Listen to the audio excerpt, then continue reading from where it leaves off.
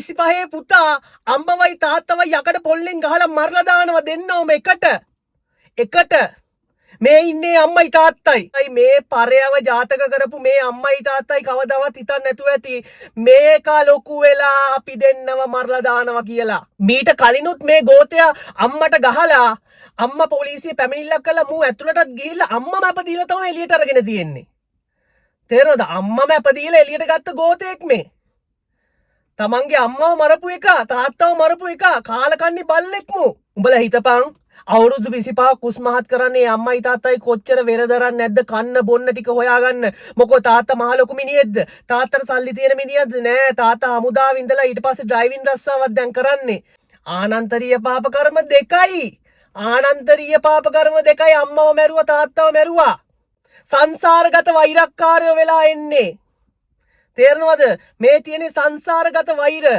මේවා එසේ මෙසේ දේවල් නෙවෙයි. මේවා තමයි සංසාරගත වෛර. මේ අම්මයි තාත්තයි එක්ක සංසාරගත වෛරයක් ඇති මේ පුතාට. ඒකයි පුතා විසින් අම්මවයි තාත්තවයි මරලා දැම්මේ. මහර විට මත්ද්‍රව්‍ය ගහන්න සල්ලි නැති වෙන්නේ නැති. සල්ලි ඉල්ලන්නේ නැති. සල්ලි දෙන්නේ නැතුව ඇති. සල්ලි ඉල්ලලා ගෙදරට කරදර කරනවා ඇති මේ ගෝතයා. ඔය පව්කාරකම් යන්නේ කෙලින්ම සාපයක් විදියට ඔය මත්ද්‍රව්‍ය බිස්නස් කරන උන්ට නේද? මේක බලන්න උඹ අම්මටයි තාත්තටයි ගහනවා නම් තොට යන්න අපායක් නැති වෙනවා. ආනන්තරීය පාප කර්මයක් උඹ දැනටම කරගෙන තියෙන අම්මගේ තාත්තගේ ලේසලවීම. මේ නිසා මේ වගේ ගෝතයන්ව අනිවාර්යෙන්ම හිරේ දාලා නැත්තට නැති කළා දාන්න ඕනේ. ආගම දහම අදහන් නැති එකේ ආගම දහමක් ගැන දැනුමක් අවබෝධයක් නැති එකේ බරපතල ඛේදවාචක තමයි මේ. අන කැස්බෑවා වියසිදුරෙන් අහස බලනෝ වගේ මනුස්සාත්මයක් ලැබලා අනන්තරීය පාව කර්මයක් කරගන්නවා අම්මවයි තාත්තවයි මරලා. ඒ නිසා මත්ද්‍රව්‍ය නැති නිසා මුන් සොම්බිලා වෙලා අමනුස්ස වෙලා යක්කු වෙලා දැන් ගෙදර මිනිස්සුන්ගෙන් පලි ගන්න අරගෙන අමන්ගේ කෙල්ලට කතා කරන්න කාඩ් එක දාන්න අම්මා සල්ලි දුන්නා කියලා ඒ කොල්ල අම්මව මැරුවා. අද කාලේ මිස්ලා සර්ලා ඉස්කෝලේ මිස්ලා සර්ලා දන්නේ අම්මට තාත්තට වඳින එකේ වටිනාකම. අම්මගේ තාත්තගේ වටිනාකමක් දන්නේ නැති ගෝතෙක්නේ මේ වගේ දෙයක් කරන්නේ නේද? ඒක ආනන්තරීය පාප කර්මයක් කියලා දන්නේ නැති ගෝතෙක් තමයි මේක කරන්නේ. ඉතින් ආය නැවත ඉපදීමක් නෑ පුතේ. අඩු මොලයන්ට කියන්නේ තොපි බයිසිකල් වල නැගලා හයියෙන් හුරේ දාගෙන රේස් ගියාට තොපිත් එක්ක රේස් යන්නේ උන් නෑ බං. උඹලා තුවාල වෙලා අතපය කඩාගත්තම අම්මයි තාත්තයි විතරයි ළඟ ඉන්නේ. ඒක හොඳට මතක තියාගනින්න. Sana Show, the people's YouTuber. අයිබෝන් ඇම්බිලිපිටිය අවුරුදු 25ක තරුණෙක් තමන්ගේ අම්මවයි තාත්තවයි යකඩ පොල්ලකින් ගහලා මරලා. අම්මවයි තාත්තවයි යකඩ පොල්ලකින් ගහලා මරලා තියෙන ඊයේ රෑ 10ට විතර. ඉතින් මේවා අහන්නත් අපි පව් කරලා තියෙන්න ඕනි. මේක බුදුන් තුන්වරක් වැඩිය රට. බුදුරජාණන් වහන්සේ තුන්වරක් වැඩිය රට. ස්වාමින් වහන්සේලා පැය 24ම බණ කියන රට. අම්මගේ තාත්තගේ වටිනාකම මාධ්‍ය ඔස්සේ කියන රට. හැබැයි අවුරුදු 25 පුතා අම්මවයි තාත්තවයි යකඩ පොල්ලෙන් ගහලා මරලා දානවා දෙන්නෝම එකට මේ ඉන්නේ අම්මයි තාත්තයි. මේ වගේ දේවල් හරි මනසක් තියෙන කෙනෙකුට කරන්න බෑ. ඇත්ත මේ කොල්ලා මේ ගෝතයා මත්ද්‍රව්‍ය වලට ඇබ්බැහි වෙලා ඉන්න පුද්ගලෙක්. ඒ කියන්නේ ඇම්බිලිපිටියේ ලොකුවටම මත්ද්‍රව්‍ය වලට ඇබ්බැහි වෙලා ඉන්න සෙට් එකෙක් තමයි මේ ඉන්නේ. ඒ කියන්නේ අපිට දලාදාසක් ගන්න පුළුවන් මේ වැඩේ කරලා තියෙන්නේ මත්ද්‍රව්‍ය වලට ඇබ්බැහි වෙච්ච නිසා. මත්ද්‍රව්‍ය ගහලා 80න් හිටපු නිසා තමයි මේක කරලා තියෙන්නේ. සමහර විට මත්ද්‍රව්‍ය ගහන්න සල්ලි නැති වෙන්නේ නැති. සල්ලි ඉල්ලන්නේ නැති. සල්ලි දෙන්නේ නැතුව ඇති. සල්ලි ඉල්ලලා ගෙදරට කරදර කරනවා ඇති මේ ගෝතයා. නේද?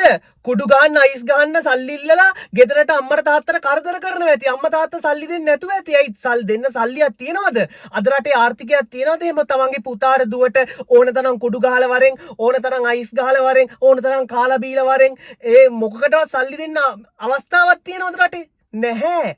අවස්ථාවක් නැහැ. එච්චර ලොකු ආර්ථික පරිහානියක මේ රට තියෙන්නේ. තව දෙයක් තියෙනවා. සමහර ගෝතයෝ ඉන්නවා අම්මට තාත්තට වඳින එකේ කිසි පළක් නැහැ. තේරෙනවද? ඔය නිරාගමික සෙට් එකක් ඉන්නවා. උන් කියනවා අම්මට තාත්තට වඳින්න එකේ කිසි පළක් නැහැ. දෙමව්පියන්ට සලකන්න එපා. පන්සල් පල්ලි වලට දානමාන දෙන්න එපා. ස්වාමින් වහන්සේලාට ගරු කරන්න එපා. මෙන්න මේමයි මුන්ගේ හැදියාව. මෙන්න මේ වගේ කොට්ටාසිය ස්වාමින් වහන්සේලා කියන්නේ අම්මට තාත්තට වැන්දට කිසි වැඩක් නැහැ, පිනක් නැහැ, කරලා වැඩක් නැහැ.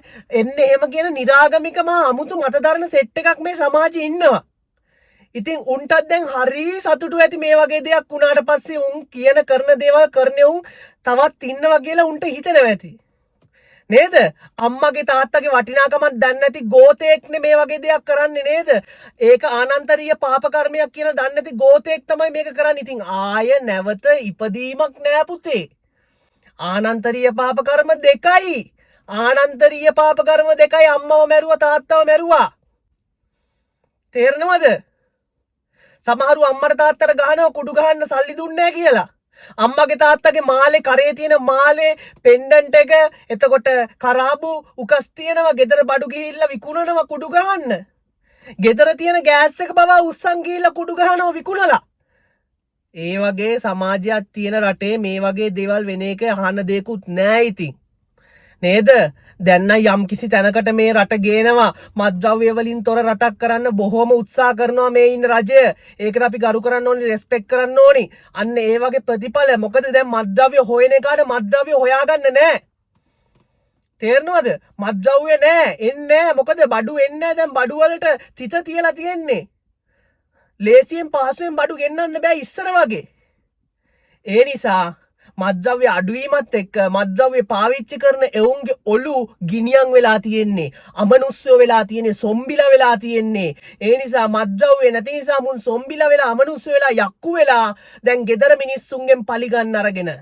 ගෙදර මිනිස්සුන්ගෙන් පලි ගන්න අරගෙන. ඒක තමයි මේ වෙලා තියෙන්නේ. මීට කලිනුත් මේ ගෝතයා අම්මට ගහලා අම්මා පොලිසිය පැමිණිල්ලක් කළා මූ ඇතුළටත් ගිහිල්ලා අම්මම අපදීලා තමයි එළියට අරගෙන තියෙන්නේ. තේරෙනවද? අම්මම අපදීලා එළියට ගත්ත ගෝතෙක් මේ. තමන්ගේ අම්මව මරපු එක, තාත්තව මරපු එක, කාලකන්ණි බල්ලෙක් මු.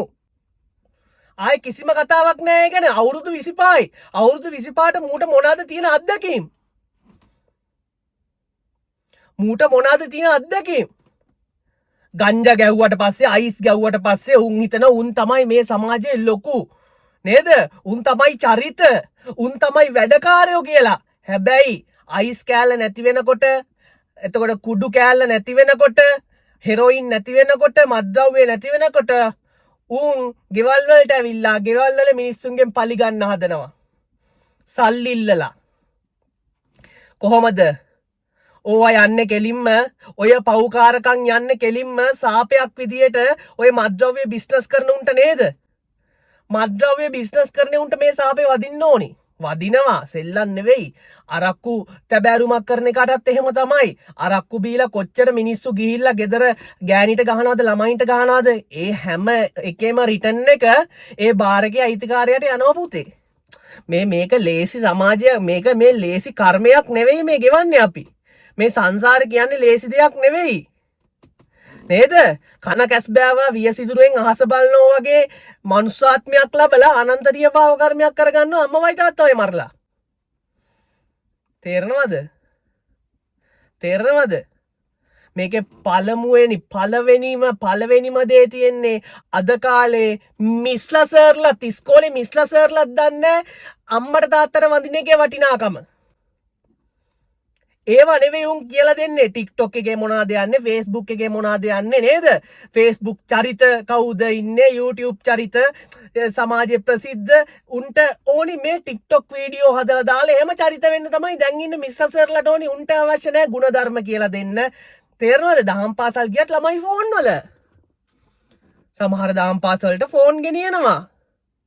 ගිහිලා අල්ලාප සල්ලාප දොඩලා එනවා. කිසිම ආගමක් දහමක් ඉගෙන ගන්නේ නැහැ.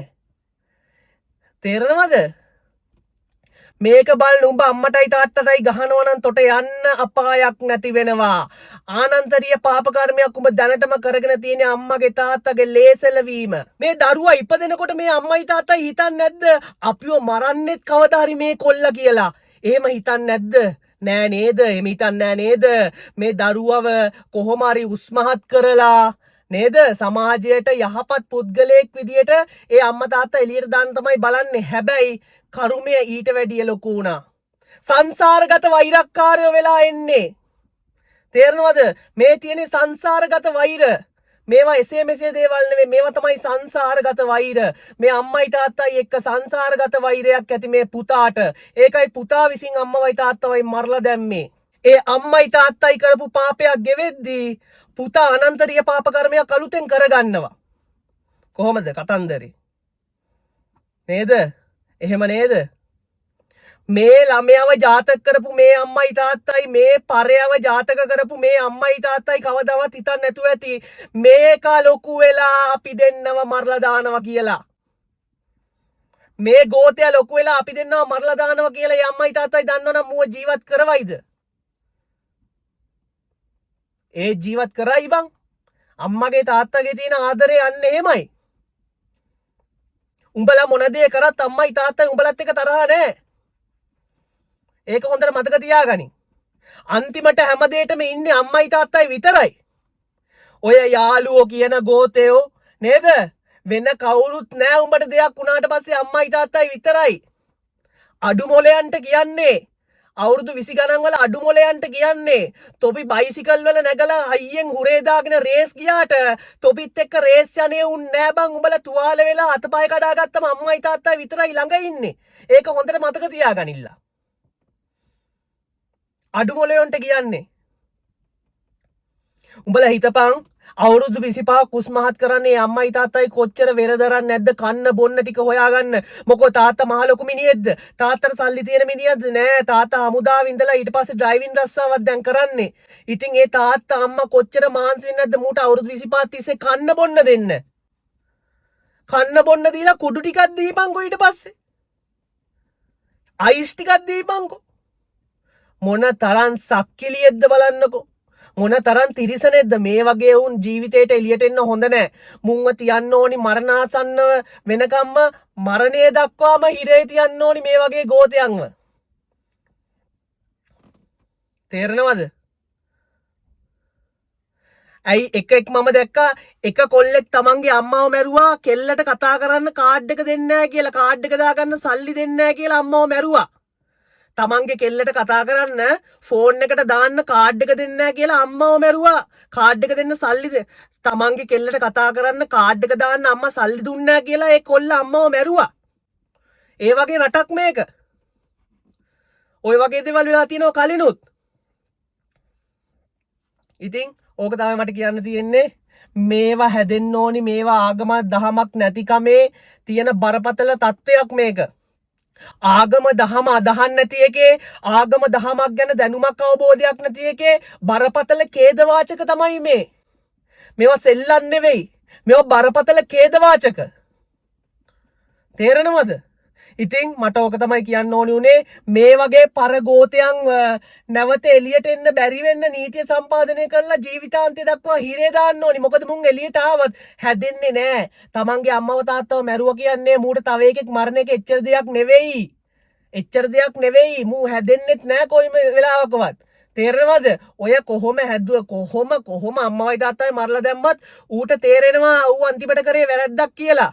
හැබැයි වැරද්ද හදාගන්නේ නැහැ ඌ ඒකම කරනවා ඉස්සරහටත්. මේ නිසා මේ වගේ ගෝතයන්ව අනිවාර්යෙන්ම හිරේ දාලා නැත්තට නැති කළා දාන්න ඕනේ. ඉතින් මට ඕක තමයි කියන්න ඕනේ. මම ගිහින් මම සෑන ෂෝ ජය වේවා.